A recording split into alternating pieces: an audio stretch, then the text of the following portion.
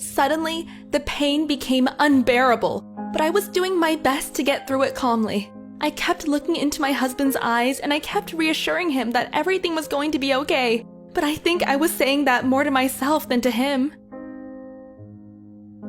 While I was pregnant, it seemed like every mother I spoke to would share their birth story with me. I often joke with my husband and tell him it was like these women were trying to scare me out of giving birth. I had no way of knowing that my own birth story would be more terrifying than anything I had been told. I'm a pretty small woman, about 5 foot nothing, and I'm often mistaken for a teen even though I'm in my 20s. While I was pregnant, everyone often joked with me and said I must be carrying twins because my belly was so large. By the time my due date rolled around, I was so tired of being pregnant. The day after, I noticed I was getting a lot of cramping pains and I thought I might be in labor, so we went to the hospital, but the doctors told me that it was either just a false labor or pre-labor and sent me home. That night, the cramping got even worse, to the point where I was in pain.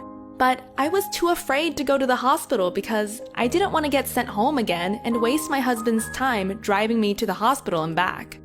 The next morning, I had an appointment with my OB-GYN. She gave me a quick examination and told me that I was actually 5 centimeters dilated and I needed to get to the hospital right away. At that point, I had been in active labor for over 15 hours. I remember thinking at the time I was so glad I didn't end up giving birth at home. When we got to the hospital, I was admitted straight away, and my parents and in-laws showed up to comfort me and cheer me on soon after. I ended up getting an epidural because I was so exhausted from lack of sleep and my tolerance had withered away to nothing. My husband and I were really nervous. After 10 more hours of labor, I had barely progressed. I was only 7 centimeters dilated, and my daughter's head had not descended into the pelvis yet, and the doctor told me that my labor would not progress until that happened. 3 hours later, he recommended a cesarean section to avoid any complications and to think it over. I was so frightened. The idea of going under the knife terrified me, but I knew I would have to do the right thing in order to make sure my daughter was born safely. An hour later, I made the call to have a cesarean section, and I had to wait another hour to get into the operating room. In the room, I was surrounded by nurses, surgeons, and an anesthesiologist. I was so scared, and I could tell my husband was too, but I did my best to make sure I was calm and hide it as best I could so as not to alarm him. He nearly passed out when they put my epidural in, so I didn't want him passing out in the operating room. Before the surgery started, the doctors pricked me with something sharp to make sure I was numb, but I wasn't numb, and I yelled, "I just felt that! Please don't cut me open!" Again and again, the doctors reassured me that the surgery would not start until I was completely numb. They increased the amount of medication they gave me, and it seemed like they were working, so they began the surgery.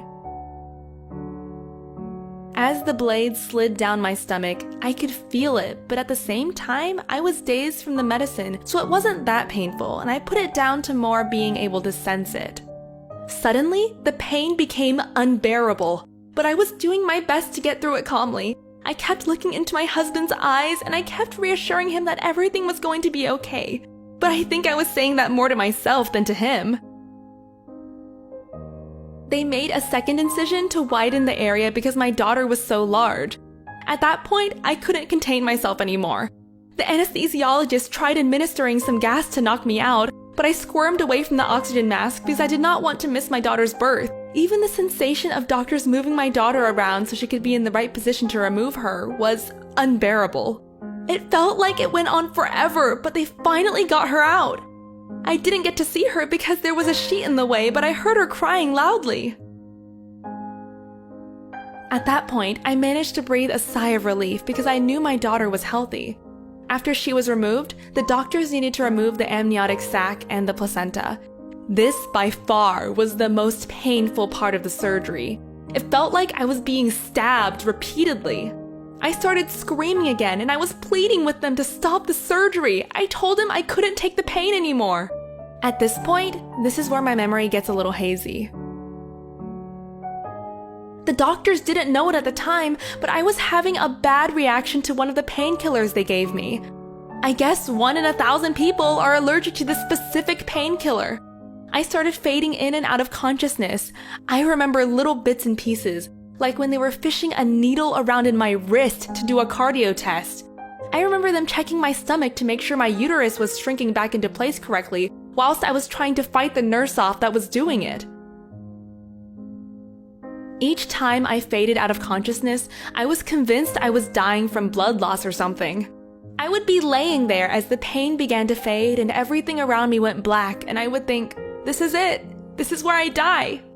All of the different painkillers they administered to me left me a little loopy, I guess. My husband told me that during this time, I actually got to hold my daughter for the first time, and I don't even remember it. The doctors were worried that my heart was going to stop, so they had what they call a crash kit nearby in case that happened. They needed to x-ray me, so my husband was told to leave with my daughter. I lost consciousness for the final time during these tests and stayed out cold for 9 hours straight. When I came around, a nurse was looking over me and she said, "Good thing you came to just now. We were about to move you to the ICU." At this point, I was still really groggy, but all I could think about was my daughter, and I kept asking her if she was okay. They brought her to me and I got to hold her for the second time, but in my mind, I consider it the first time because it's the first time I remember actually seeing her.